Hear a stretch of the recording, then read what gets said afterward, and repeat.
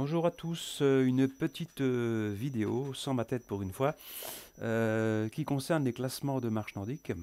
Donc c'est assez courant que les classements soient un peu incomplets, hein. Notamment il manque les places par catégorie et les places hommes-femmes également. Bon, typiquement c'est le cas des classements FFA. Donc je vais vous montrer comment dans Excel on peut assez facilement corriger ce manque. Donc voilà à quoi ça ressemble, hein, les classements. Donc effectivement, vous avez la place, le temps, la catégorie avec des informations derrière qui concernent sans doute la date de naissance, mais qui ne nous intéresse pas beaucoup. Donc moi, ce qui m'intéresserait, c'est d'avoir plusieurs choses. Bon, déjà la vitesse, ensuite la catégorie formatée, la place par catégorie, le genre et la place par genre. Donc je vais vous montrer comment on fait cette manipulation. Alors, la première chose qu'on va faire donc sur Excel, on récupère les données de la page source. En général, on a des fonctionnalités de copier-coller, hein. Ensuite, on va créer une cellule qui va permettre de stocker la distance. Donc ici, je vais faire ça. Je vais ajouter une ligne là. Et je mets ça à distance là.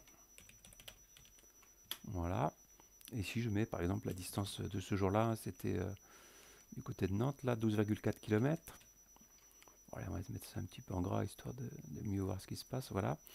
Donc très important, la distance peut être retouchée. Ça arrive assez souvent que retouche la distance. C'est pour ça que je la sors et je ne la mets pas dans les formules. Cette cellule-là, je l'appelle R distance. Dans Excel, on peut nommer les cellules. L'intérêt de faire ça, c'est que ça va permettre ensuite de l'utiliser dans les formules. Bien. Alors, la première chose que l'on va faire, on va ajouter des colonnes à partir d'ici. Et là, je vais ajouter le temps heure, minute, seconde. Alors pourquoi ça? Parce que le format de temps qui est donné ici n'est pas compréhensible par Excel. Donc je vais devoir déjà formater la zone qui est là pour amener un format Excel, à savoir heure, heure, 0, minute, minute, 0, seconde, seconde. Donc je vais copier-coller ma formule. Alors, je vais vous l'expliquer en détail, hein.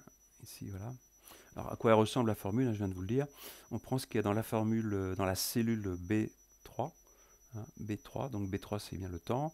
Le premier caractère sur une longueur de 1, c'est ce que le heure en fait. Ensuite, à partir du troisième caractère, on en prend 2. Et ainsi de suite. Et donc on arrive à ça. Alors maintenant, on est sur une ligne, on va devoir dupliquer, CTRL-C, ensuite je fais un Shift-clic pour aller jusqu'au bout. Je vous montrerai tout à l'heure une manière plus rapide de faire. Donc en fait, je vais appliquer cette formule partout jusqu'au bout de mon classement. Voilà. Et donc voilà ce qui se passe. D'accord? Alors ensuite, je peux évidemment faire du centrage, la mise en forme, etc. Donc ça, c'est une première partie de ma mission, eh bien, d'obtenir le temps. Ensuite, on va vouloir obtenir la vitesse. La vitesse. Donc de nouveau, je vais avoir une formule que je vais vous expliquer là.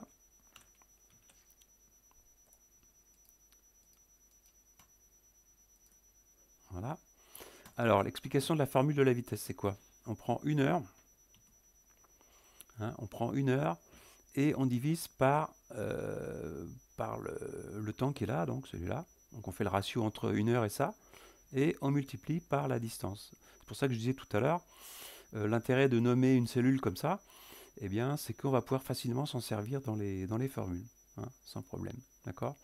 Alors ensuite, si on veut, on va faire un petit coup de format, hein, typiquement pour avoir par exemple 2 décimales. Voilà, peut-être pas la peine d'avoir de trop. Donc là, on voit que Alan Dos Santos, ce jour-là, a marché à presque 10 km/h. Alors, dupliquer, CTRL-C. Voilà. Qu'est-ce que j'ai fait?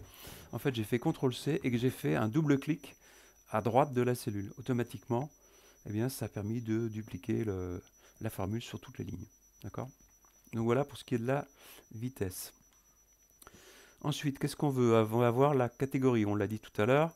Ici, la catégorie n'est pas très bien, je me voilà sur la FFA, la catégorie n'est pas très bien formatée. Donc je vais ajouter ici une colonne sur la catégorie, formatée telle que je veux l'avoir moi. Donc de nouveau, je reprends une cellule, une formule toute simple.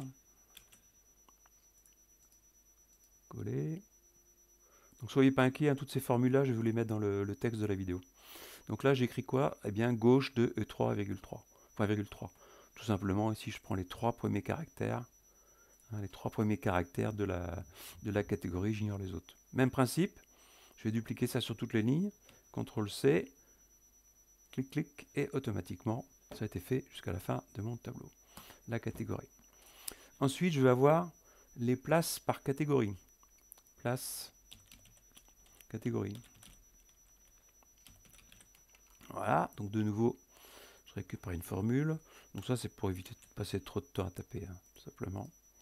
Coller. Alors, j'explique la formule. NB, je vais même vous la montrer ici, parce que c'est important quand même.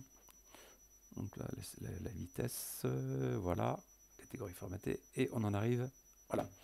Donc ça, c'est là où c'est un petit peu subtil. Alors NB-Si. Alors NB-Si, on va compter en fait un nombre de cellules si elles respectent une certaine règle. Et alors c'est quoi déjà les cellules que l'on compte? On compte sur une plage. Donc ici, on voit $i, $1 et I3. Pourquoi?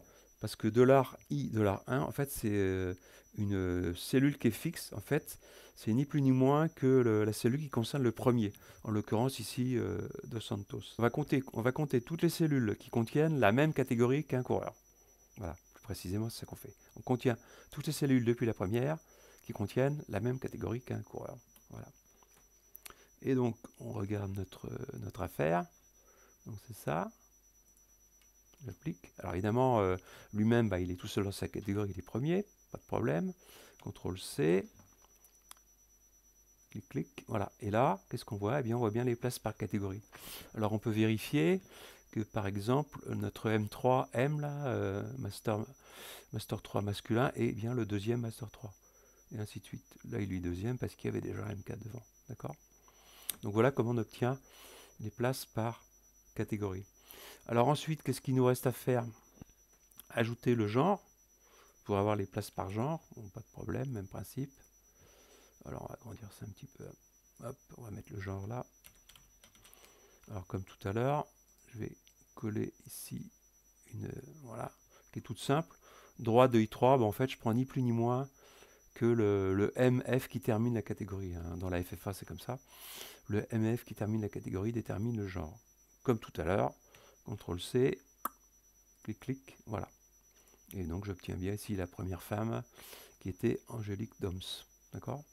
Alors il nous reste une formule à créer, qui est la place genre. Voilà. Donc je récupère encore. Vous allez voir que c'est très semblable à la place par catégorie de tout à l'heure. Hein.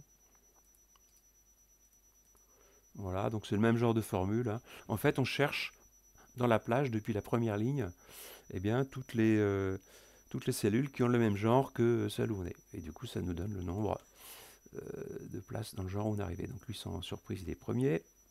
CTRL-C. Clic, clic, et voilà. Alors ici, un petit peu de mise en forme, hein, si on veut. Voilà. Par exemple, on va centrer tout ça. Ici, on va mettre ça en gras, là, par exemple. Etc. Donc, vous voyez, c'est très simple. Alors, ce qu'il faut retenir, c'est que si vous faites ça souvent, bien sûr, hein, c'est ce que je ferai moi, je vais enlever toute la partie ici qui est là, ça je vais le supprimer, et j'insérerai simplement à chaque fois mon classement, surtout s'il vient d'une même source, hein, typiquement la FFA. Donc je rappelle que j'ai mis toutes les formules dans la description de la vidéo pour ceux que ça intéresse. Un dernier petit point, la FFA recommande de ne pas copier ses résultats. Donc si vous faites ça, faites-le à usage personnel hein, au sein de votre club, mais commencez pas à diffuser les résultats modifiés de la FFA parce que vous allez vous faire taper sur les doigts. Donc voilà, la suite des vidéos à venir, très prochainement, le pushback, on arrive à la fin du projet là, donc je vais faire une vidéo bientôt sur le pushback. Merci de m'avoir écouté et à bientôt.